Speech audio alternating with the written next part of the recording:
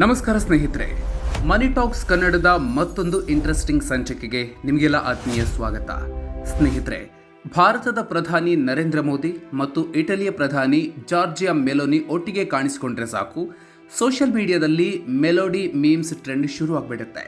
ಆದರೆ ಈ ಬಾರಿ ಇವರಿಬ್ಬರ ಫ್ರೆಂಡ್ಶಿಪ್ ಟ್ರೆಂಡ್ ಕೇವಲ ಸೋಷಿಯಲ್ ಮೀಡಿಯಾಗೆ ಮಾತ್ರ ಸೀಮಿತವಾಗಿಲ್ಲ, ಬದಲಾಗಿ ಭಾರತದ ಷೇರುಪೇಟೆಯಲ್ಲೂ ದೊಡ್ಡ ಬಿರುಗಾಳಿಯನ್ನೇ ಎಬ್ಬಿಸಿದೆ. ಹೌದು, ಮೋದಿ ಅವರು ಇಟಲಿ ಪ್ರಧಾನಿಗೆ ಕೊಟ್ಟ ಆ ₹1 ಮೆಲೋಡಿ ಚಾಕ್ಲೇಟ್ ಗಿಫ್ಟ್ ಷೇರುಪೇಟೆಯಲ್ಲಿ ಪಾರ್ಲೆ ಕಂಪನಿಯ ಷೇರುಗಳನ್ನು ಗಗನಕ್ಕೇರುವಂತೆ ಮಾಡಿದೆ.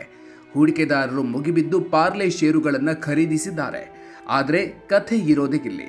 ಈ ಮೆಲೋಡಿ ಮ್ಯಾಜಿಕ್ನ ಹಿಂದೆ ಯಾರಿಗೂ ಗೊತ್ತಿರದ ಒಂದು ಭಾರಿ ದೊಡ್ಡ ಟ್ವಿಸ್ಟ್ ಇದೆ. ಹೂಡಿಕೆದಾರರು ದೊಡ್ಡ ಎಡವಟ್ಟೊಂದನ್ನು ಮಾಡಿಕೊಂಡಿದ್ದಾರೆ. ಹಾಗಾದರೆ ಮೆಲೋಡಿ ಚಾಕ್ಲೇಟ್ ಮತ್ತು ಪಾರ್ಲೆ ಷೇರುಗಳ ನಡುವಿನ ಅಸಲಿ ಕಥೆ ಏನು? ಹೂಡಿಕೆದಾರರು ಮಾಡಿಕೊಂಡ ಎಡವಟ್ಟೇನು? ಈ ಬಗ್ಗೆ ಪಾರ್ಲೆ ಕಂಪನಿಯ ಉಪಾಧ್ಯಕ್ಷರು ಹೇಳಿದ್ದೇನು? ಬನ್ನಿ ಇವತ್ತಿನ ವಿಡಿಯೋದಲ್ಲಿ ಡೀಟೇಲ್ ಆಗಿ ನೋಡೋಣ.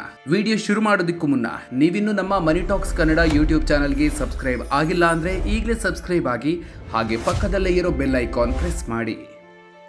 ಮೆಲೋಡಿ ಮ್ಯಾಜಿಕ್ ವೈರಲ್ ಆಯಿತು. Modi Meloni video. ಸ್ನೇಹಿತರೆ, ಇತ್ತೀಚೆಗಷ್ಟೇ ಪ್ರಧಾನಿ ಮೋದಿ 5 ದೇಶಗಳ ಪ್ರವಾಸ ಕೈಗೊಂಡಿದ್ದು, ಕೊನೆಯದಾಗಿ ಇಟಲಿಯ ರೋಮ್ಗೆ ಭೇಟಿ ನೀಡಿದ್ರು. ಈ ವೇಳೆ ಇಟಲಿ ಪ್ರಧಾನಿ ಮೆಲೋನಿ ಮತ್ತು ಮೋದಿ ಒಟ್ಟಿಗೆ ಡಿನ್ನರ್ ಮುಗಿಸಿ ಐತಿಹಾಸಿಕ ಕೊಲೋಸಿಯಂ ವೀಕ್ಷಣೆ ಮಾಡಿದ್ರು. ಆದರೆ ಇಂಟರ್ನೆಟ್ನಲ್ಲಿ ಬೆಂಕಿ ಹಚ್ಚಿದ್ದು ಇಟಲಿ ಪ್ರಧಾನಿ ಮೆಲೋನಿ ಶೇರ್ ಮಾಡಿದ ಆ ಒಂದು ವಿಡಿಯೋದಲ್ಲಿ ನನಗೆ ಪ್ರಧಾನಿ ಮೋದಿ ಅತ್ಯಂತ ರುಚಿಯಾದ ಒಂದು ಟಾಫಿಯನ್ನು ಗಿಫ್ಟ್ ಆಗಿ ತಂದಿದ್ದಾರೆ ಅಂತ ಮೆಲೋನಿ ಹೇಳ್ತಾರೆ. ಪಕ್ಕದಲ್ಲೇ ಇದ್ದ ಮೋದಿ ನಗುತ್ತಾ ಅದು ಮೆಲೋಡಿ ಅಂತ ಉತ್ತರಿಸ್ತಾರೆ. ಈ ವಿಡಿಯೋ ಹೊರಬಿದ್ದ ಬೆನ್ನಲ್ಲೇ ಸೋಷಿಯಲ್ ಮೀಡಿಯಾದಲ್ಲಿ ಮೆಲೋಡಿ ಮೀಮ್ಸ್ ಭಾರಿ ಟ್ರೆಂಡ್ ಆಗಿದೆ. ಪ್ರಧಾನಿ ಮೋದಿ ಅವರು ಮೆಲೋಡಿ ಚಾಕ್ಲೇಟ್ ಗಿಫ್ಟ್ ಕೊಟ್ಟಿರೋದು ನೆಟ್ಟಿಗರಿಗೆ ಸಖತ್ ಮಜಾ ಕೊಟ್ಟಿದೆ. ಮೆಲೋಡಿ ಇತ್ನಿ ಚಾಕೊಲೇಟಿ ಕ್ಯೂ ಹೇ ಅನ್ನೋ ಹಳೆಯ ಟ್ಯಾಗ್ಲೈನ್ ಈಗ ಜಾಗತಿಕ ಮಟ್ಟದಲ್ಲಿ ಸದ್ದು ಮಾಡ್ತಾ ಇದೆ.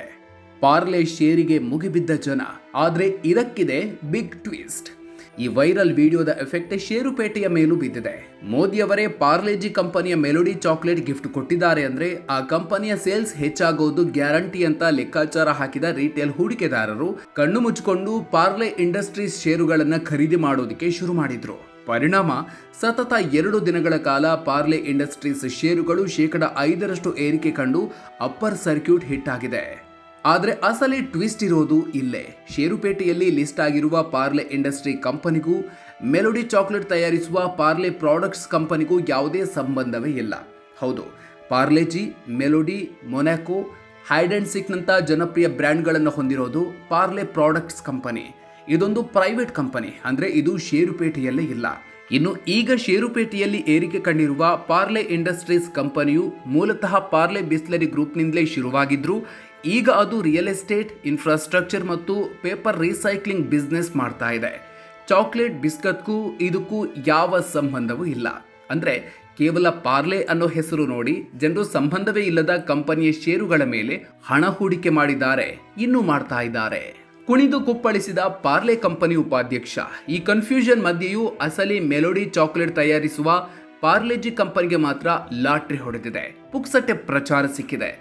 ಈ ಬಗ್ಗೆ ಮಾಧ್ಯಮದವರಿಗೆ ಪ್ರತಿಕ್ರಿಯಿಸಿರುವ ಪಾರ್ಲೆ ಪ್ರಾಡಕ್ಟ್ಸ್ನ ಉಪಾಧ್ಯಕ್ಷ ಮಯಾಂಕ್ ಶಾ, ನಮ್ಮ ದೇಶದ ಪ್ರಾಡಕ್ಟ್ಗಳಿಗೆ ಜಾಗತಿಕ ವೇದಿಕೆ ಕಲ್ಪಿಸಿಕೊಟ್ಟ ಪ್ರಧಾನಿ ಮೋದಿಯವರಿಗೆ ನಾವು ಆಭಾರಿಯಾಗಿದ್ದೀವಿ. ಈ ವೈರಲ್ ವಿಡಿಯೋದಿಂದಾಗಿ ಭಾರತ ಹಾಗೂ ವಿದೇಶಗಳಲ್ಲಿ ಮೆಲೋಡಿ ಸೇಲ್ಸ್ ಭಾರಿ ಪ್ರಮಾಣದಲ್ಲಿ ಹೆಚ್ಚಾಗುವ ನಿರೀಕ್ಷೆ ಇದೆ ಅಂತ ಖುಷಿ ವ್ಯಕ್ತಪಡಿಸಿದ್ದಾರೆ. ಜೊತೆಗೆ ಸದ್ಯಕ್ಕೆ ನಮ್ಮ ಕಂಪನಿಯನ್ನ ಷೇರುಪೇಟೆಗೆ ತರುವ ಯಾವುದೇ ಐಡಿಯಾ ಇಲ್ಲ, ನಾವು ಪ್ರೈವೇಟ್ ಕಂಪನಿಯಾಗಿಯೇ ಉಳಿಯಲು ಬಯಸ್ತೀವಿ ಅಂತಲೂ ಸ್ಪಷ್ಟಪಡಿಸಿದ್ದಾರೆ. ಅಂದ್ರೆ ಪಾರ್ಲೆಜಿ IPO ಬರುತ್ತೆ ಅನ್ನೋ ವದಂತಿಗಳಿಗೂ ಈಗ ಬ್ರೇಕ್ ಬಿದ್ದಿದೆ. ಒಟ್ನಲ್ಲಿ ಸ್ನೇಹಿತರೆ, ಸೋಷಿಯಲ್ ಮೀಡಿಯಾ ಟ್ರೆಂಡ್ ಅಥವಾ ಕೇವಲ ಹೆಸರು ನೋಡಿ ಷೇರುಪೇಟೆಯಲ್ಲಿ ಹಣ ಹೂಡಿಕೆ ಮಾಡಿದ್ರೆ ಎಂಥ ಎಡವಟ್ಟಾಗುತ್ತೆ ಅನ್ನೋದಕ್ಕೆ ಈ ಪಾರ್ಲೆ ಇಂಡಸ್ಟ್ರೀಸ್ ಘಟನೆಯೇ ಬೆಸ್ಟ್ ಎಕ್ಸಾಂಪಲ್. ಈ ಬಗ್ಗೆ ನೀವೇನು ಹೇಳ್ತೀರಿ? ಮೋದಿ ಮೆಲೋನಿಯವರ ಈ ಮೆಲೋಡಿ ಗಿಫ್ಟ್ ವಿಡಿಯೋ ನಿಮಗೆ ಇಷ್ಟ ಆಯ್ತಾ? ಕೇವಲ ಹೆಸರು ನೋಡಿ ಷೇರು ಖರೀದಿಸಿದ ಹೂಡಿಕೆದಾರ ಬಗ್ಗೆ ನಿಮ್ಮ ಅಭಿಪ್ರಾಯ ಏನು? ಕಾಮೆಂಟ್ ಬಾಕ್ಸ್ನಲ್ಲಿ ತಪ್ಪದೆ ಹಂಚಿಕೊಳ್ಳಿ. ಈ ಇನ್ಫಾರ್ಮೇಟಿವ್ ವಿಡಿಯೋ ನಿಮಗೆ ಇಷ್ಟ ಆಗಿದ್ರೆ ಈಗಲೇ ಲೈಕ್ ಮಾಡಿ ಹಾಗೂ ನಿಮ್ಮ ಸ್ನೇಹಿತರಿಗೂ ಶೇರ್ ಮಾಡಿ.